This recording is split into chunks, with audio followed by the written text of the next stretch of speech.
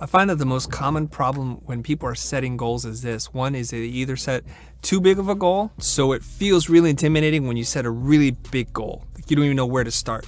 Conversely, people set too small goals and then they hit them and then they feel very complacent as to where they're at.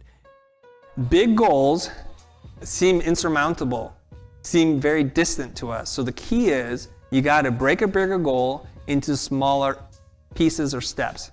And you keep breaking it down. So here's the big goal, here's the monthly goal, here's the weekly goal, here's the daily goal, here's the minute by minute goal. Now I have a question for you.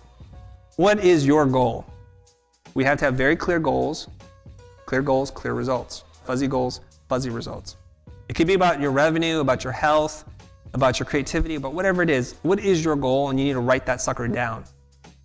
It needs to be quantifiable, objective, something that you can measure.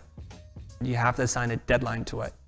There's lots of theories on this. It doesn't matter who you talk to, from Tony Robbins, Jack Canfield. When you know your goal setting, and you write it down using the neuromotor skills that you have, it's almost like magic that it will come true. I think one of the keys to helping you to achieve your goal is to see progress. So when you have a really big goal, you don't know if you're getting anywhere closer. For example, I want to look really good for summer and I need to get a six-pack. Now, there are a lot of steps that I have to take in order to be able to achieve that goal. But if I say every day I'm going to cut 200 calories, that makes it a lot easier and a lot more manageable for me to take on. One of the best tools that I've discovered is called scaffolding. An easier way of thinking about scaffolding is the magic stairway. In order for you to get from point A to point B, try breaking the goal down into smaller bite-sized pieces. Here's what I mean. Let's say one of your goals is I want to grow as an artist. Well, that sounds really lofty, amorphous, and it's hard to get your head wrapped around that. When you think about growth, let's break it down. Well, I want to get better with Adobe Illustrator, Photoshop, InDesign, and Premiere. Let's say those are the 4 things that I need as an artist to become better. Now, each one of those things can be broken into smaller goals yet.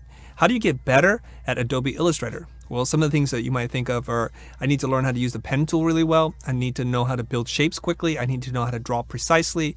Maybe I need to learn about gradients and just best practices in terms of navigation and keyboard shortcuts. Now you see the big goal of I want to grow as an artist or a designer has been broken down into 4 pieces, and those 4 pieces can then be broken down into even smaller pieces. Chunking is power. You don't want to over chunk where you're trying to bite the whole darn thing together. You also don't want to under chunk where you make 1,000,000 pieces of something.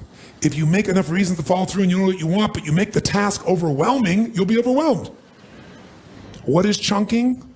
It's taking all that's coming at you and putting it into idealized size groups that your mind can handle.